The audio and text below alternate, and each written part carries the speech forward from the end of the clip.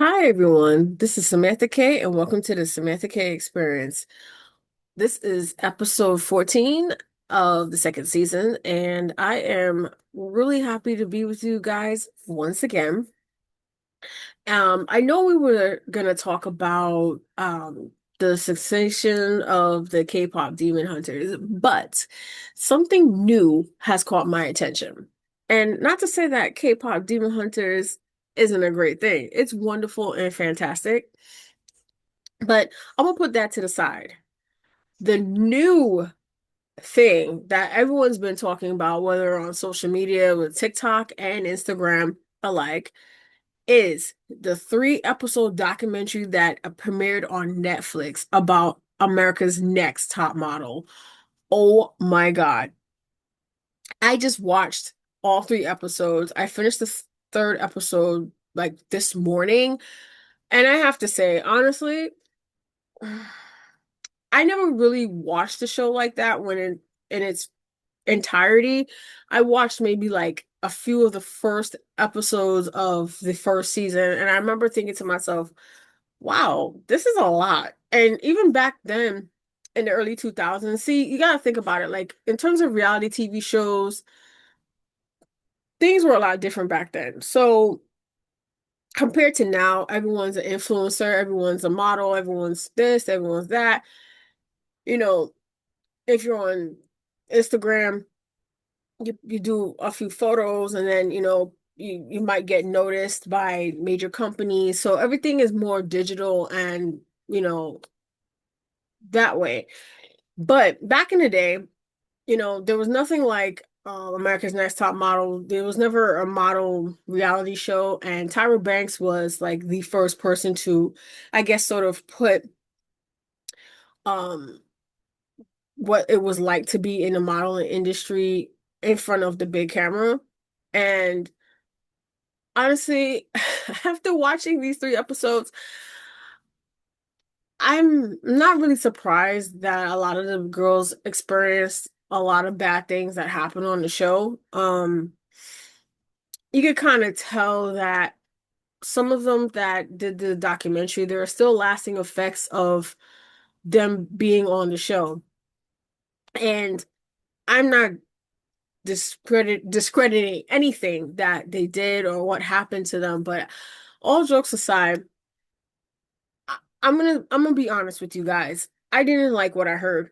And I feel like if you are in a position of power, quote unquote, and your job is to create this show because you want to support young aspiring models who have this drive, this ambition to want to make it successful in this industry, which is very cutthroat, very judgmental, all about looks, how these girls like walk, talk, just based off how they look, period.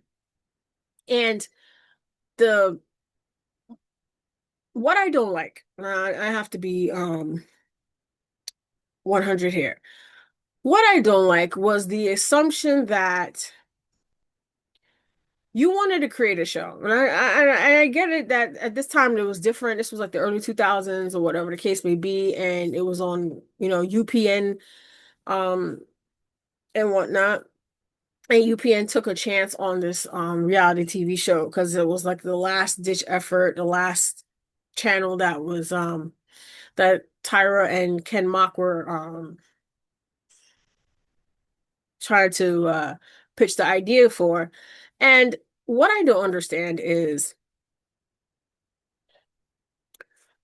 Tyra in this documentary just came off a bit like she didn't to me feel like she underst didn't care that she affected a lot of these girls' lives. And what I mean by that is you yourself had said that you know, when you first started modeling, she had a lot of issues in the modeling industry. And, there was like discrimination. She was treated kind of poorly at times and stuff like that. And you would think that you've gone through these situations with other people And now you created something where you could probably give help and support to young women who might go through these things so they could avoid having to go through these things, what to look out for, you know, be the big sister that they need to get through this industry. No, completely opposite of what happened. I I don't understand. You've gone through all of this nonsense in the industry. Why would you put these young girls through that? These young girls who are 18, 19, 20 years old, you got them in front of these cameras and you're doing these outlandish photo shoots, like from pretending to be a crime scene victim to putting dead fish on them to pretending that they had eating disorders to oh, and I think my personal favorite, racially swapping them, like putting them in blackface and all these in brown face. And I'm sitting here like, who thought this was something to do at the time? Oh yeah, and then there was one where they had them pose with actual homeless people just so they could learn the experience of what it was like to be homeless. What? What are you talking about right now? Like, what are you doing? Like, none of these ideas, you guys never thought in your mind that some of these ideas were just completely outlandish and we should never do it. But because it's shock value and it's the times, we gotta make things look awesome on TV. What I didn't like was the fact that they told this one girl who had a gap in her teeth that her gap needed to be closed. But then in another cycle of the show, they went and made another girl have a permanent gap to make it wider so she would look like another actress. And I'm sitting here like this is this can't be real. I think it was really telling when the three judges, the people that she started off the show with ended up getting fired. And someone leaked the fact that they were getting fired, but I don't believe, like, I think I do believe the gentleman when they say that nobody leaked that. That was probably all them. Because quite frankly, they wanted to see why she would fire them. She claims that it was the new network executive that wanted to get rid of them. And maybe it was his decision because he wanted something fresh and fun. But all it did was just make the show more of a disaster because some of the clips that they showed afterwards of her being the host of the show was rather cringe. That she was just doing things that just didn't make sense. And it's like it just lost the aspect of the show. First of all, I think the show lost aspects of it when they were purposely picking out the worst pictures of some of the models and then criticizing those pictures, knowing full well. And then the girls were saying in response, "Hey, that's not my best picture. Why are you guys picking the worst pictures to use as my picture going forward to help me go forward in this competition?" And then you're dogging the picture, and I'm like, "What?" You had one girl who practically got I'm gonna say sexual assaulted if I can. She got and they recorded it. They know that this girl was wasted and they recorded her having this thing with this guy, this model that they had been partying with, and they recorded it. So she had to go and tell her boyfriend, and then it became this whole big thing, and then she had to call him and tell him. And then he wanted to record her calling him and telling him what happened and his responses. And then she said they had to tell her after they finished filming that we're sorry that we had to record that.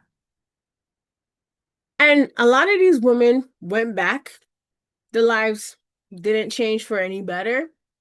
One girl who won was promised to have she had an agency and she couldn't get any work because the fact that she was on the show, and when she asked one of the other models who became an actual legit model why um she said to her, "Hey, I asked why you weren't getting any casting."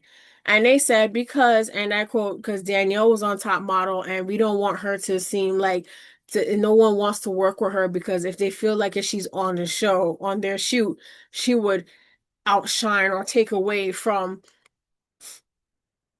everyone else. So it was that assumption that, these girls who won were high maintenance and they weren't marketable. So it was kind of like, then years later, she spoke to Tyra, and Tyra tells her, you know, I know you couldn't, I know you, by you doing Top Model, you weren't able to knock down certain doors, and I'm sorry. So her response was, Danielle's response was, so you seen me struggling, and you knew my struggle, and watched me struggle and did nothing to help. And I sat there, I was like, well, in my head, I'm like, yeah, because she's all about her and no one else. I don't even think she cares about any other models except for herself. She wants you guys to make her look good. Because that was the premise of what the premise of what I got from what she was saying in the interview. Like how she knew that Jay Manuel wanted to leave the show, and rather than talk to him and have a decent conversation, he wrote her this long email address and told her, I'm thinking about leaving after this and yada yada. And she took 3 days to respond to him, and all she wrote was, "I am disappointed," and then refused to speak to him outside of the set. When they were on camera, she would talk to him, but when they were off, nothing. Like she took him wanting to leave personal, and it was like you did all you could, and then on top of it, there were things that were done correct. That things that you were doing to the that you were allowing the models to go through were very questionable. And it didn't help that you had negative people like Janice Dickinson on the show who were outwardly criticizing these women. Oh, you're too fat, you're this, and all this other stuff. And I'm like, lady, I don't think you're in the realm to tell anybody of anything because 95% of your face is plastic and not real. Yeah, you've been there, done that, you're a model, whoop de freaking do. But you're supposed to be sitting here encouraging these girls. It's one thing to have constructive criticism, but it's a different story to completely tear down someone because of the fact that you don't like the way that they look. Now, personally, for me, yes, I do think image is important, but in a way how you carry yourself. But however, there's ways how you do those things. There's ways how you go about it without trying to be disrespectful and hurt someone's feelings. I'm a plus size woman myself. And there are times where my insecurity does play on itself, sometimes out in the open and sometimes more privately. So, but to have someone tell you that you don't look good, it makes you feel discouraged. Like, don't put a number to someone's face. Don't make someone feel like they don't matter, like they're not attractive. Granted, not everyone is going to be everyone's cup of tea. I understand that. But when you're in a competition like this and there's like several other girls, there's 12 other girls or 13 other girls vying for this one spot to become America's Next Top Model or whatever it is. Doesn't even have to be modeling. Could be singing like on American Idol or something like America's Got Talent. When you're on these shows, yes, you are putting yourself out there, but there's also a way how you talk to people. And I think that when you are in this type of industry or people forget that these people are human. People have sacrificed working at menial jobs. They left their families behind because they're trying to make this money to try to support their families. You know, they leave things behind. They leave their hometown. One girl was from Arkansas, and which is the one that won, Danielle. And I'm sitting here. These people give up their lives to go to the show for a chance to be successful and maybe make it out of their small town and become famous, like Tiffany that was on the show. And my personal feeling is this. Why are you going to come there and crush their dreams? There's a difference between being honest and being too honest. Like, you can't tell them, hey, this is what you were. I don't like this, but this is what I need you to work on. There's different ways to talk to people without disparaging them and crushing their dreams. I don't think adding Janice to that show made it any better or, you know. But then you had Tyra who screamed at poor Tiffany because Tiffany didn't want to read that damn teleprompter thing. And I'm like, most people who go into situations like that have prior practicing. They're just gonna read off a freaking teleprompter. The only time I could see that happening is if it was on an award show, you know, because they're live. But when you're literally telling them to read all a lot of these words that these girls never heard of before, these phrases, these designers and everything, these girls don't know these words. And to publicly disrespect her like that and telling her to shut up and be quiet and all this other stuff, and we were rooting for you. No, you were rooting for yourself. You could have handled that situation better. You could have talked to her privately, told her how you felt about the situation, not disrespect her in front of national TV and in front of a group of her peers. That was embarrassing. And take it from me, public embarrassment is very, very bad. It's hard to come back from and and move on from. But I didn't agree with that. I don't believe in shaming her to that extent was necessary. That's just my personal opinion. A lot of people talk about that clip where Tyra went off and whatnot. A few things that I really just felt like Tyra just did not.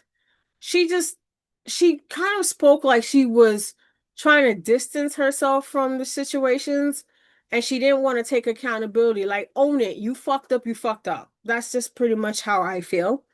But don't sit there and make it seem like, oh, well, that's just it's just the executives. I and my producers, I just only went on what they were telling me. But you are the host and creator of the show.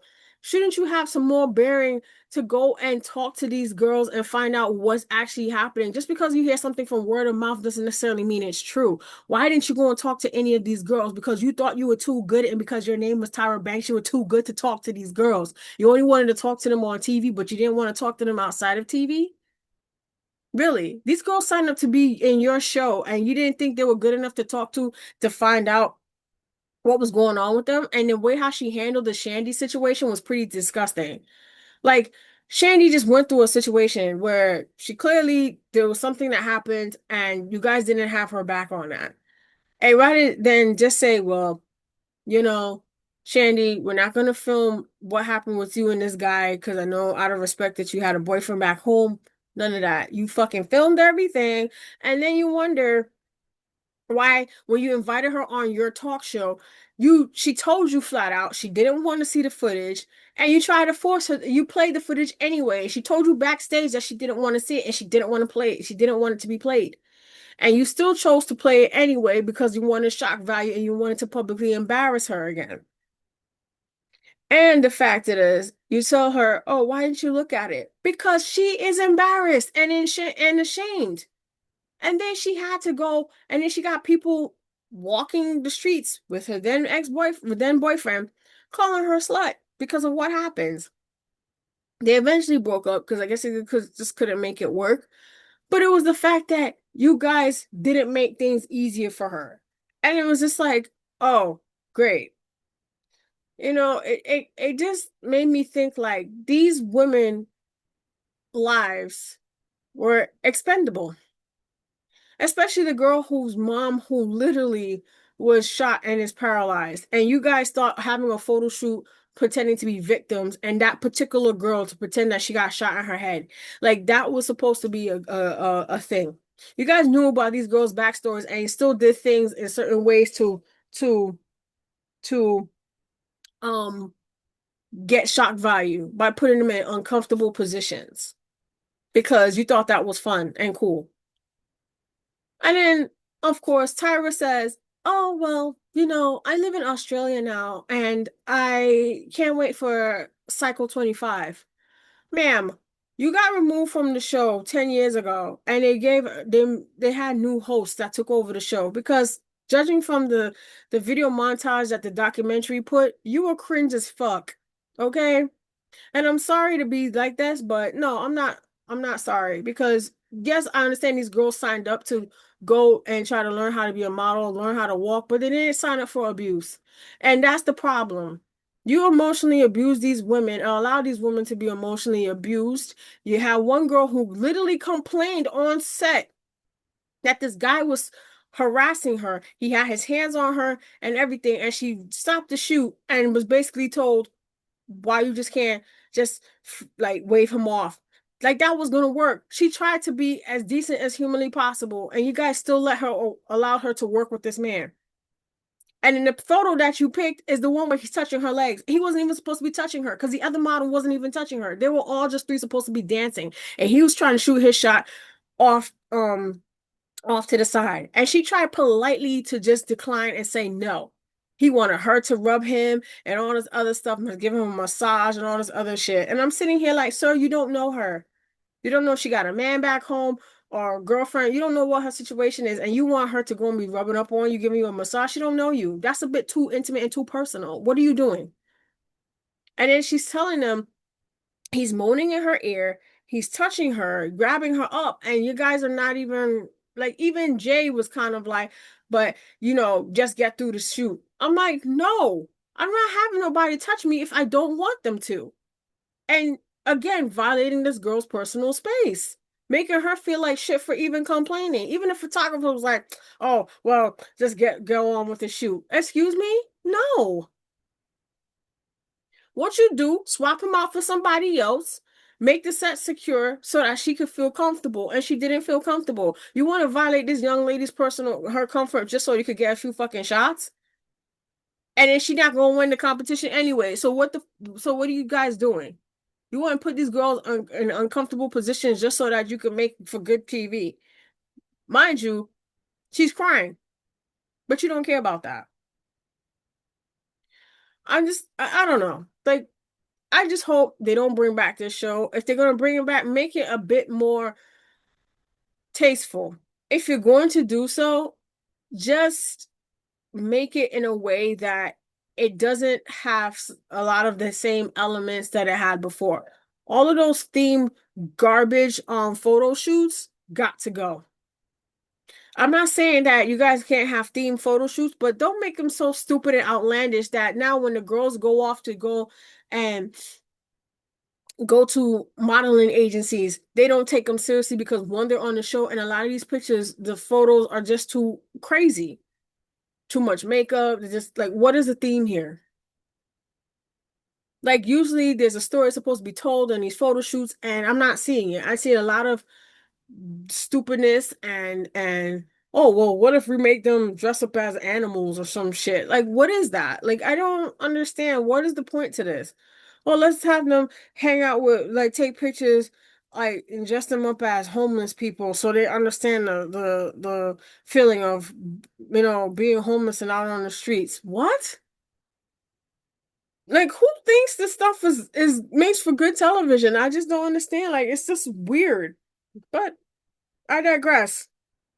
But on another note, I know that during the documentary they have mentioned that Miss J, J. Alexander, had unfortunately suffered a stroke back in 2022. And as of the documentary, I think he hasn't been able to walk yet, but he's gained his speech back to some degree, and he's actually speaking a lot well. And Jay Manuel actually pointed that out. And when he got sick, Nigel and Jay both came and visit him. And those are true friends right there because they actually went to go and visit him in the hospital. And I think, they've been keeping in touch with him.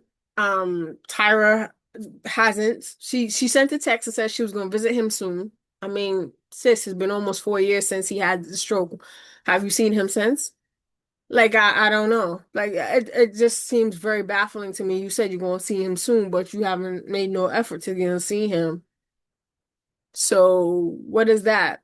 They've been on the show for how long, and you just what? Just discard them like they were nothing. So I'll tell you, there was just a lot of behind the scenes nonsense going on with the show, and it was just a lot. And I honestly, for all the the people who used to watch the show religiously.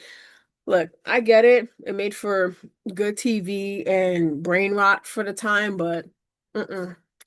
I think America's Next Top Model kind of ran its course, and Tyra was talking about having a season 25, and I'm like, child, please, no.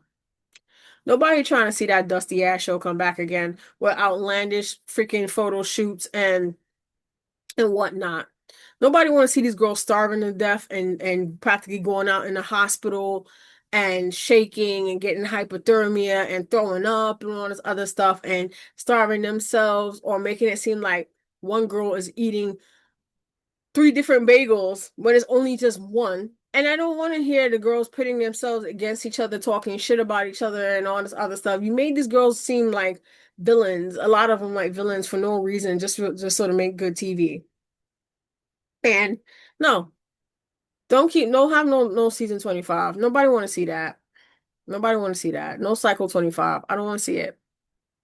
Just stick to what you're doing now with your ice cream and we'll be good. Because I really don't want to see it. I don't think a lot of people want to see that again. This show has not aged well. And it's proof positive that people binge watched this during COVID and saw how these girls were going through it. And I'm just like, no, I would never. Mm-mm, I would never. If it had to been under someone like maybe Iman had did the show, or even or maybe Beverly Mitchell or someone like I don't know, Linda Evangelista or Cindy Crawford. Um, I'm running out of models here now. If there was something like someone of their caliber who had taken over the show and turned it into something else, like a bit more modern take of America's Next Top Model. I wouldn't have minded as long as it was done in good taste. But young guys just mm-mm, no, absolutely not. Not the way how it was before. It's too much. Can't happen. I'm pretty sure the FCC would have said something because it's just too much. Too much nonsense going on. But I guess it made for good TV at the time. And that's it for me, guys. If you guys want to take the chance to go and watch the documentary, it's 3 episodes, it's about maybe 40 minutes a piece. It's a good watch. It goes by pretty fast if you're not really paying attention. So it's on Netflix. And that's it. And this was Samantha K, and this is the Samantha K Experience. See you later. Bye.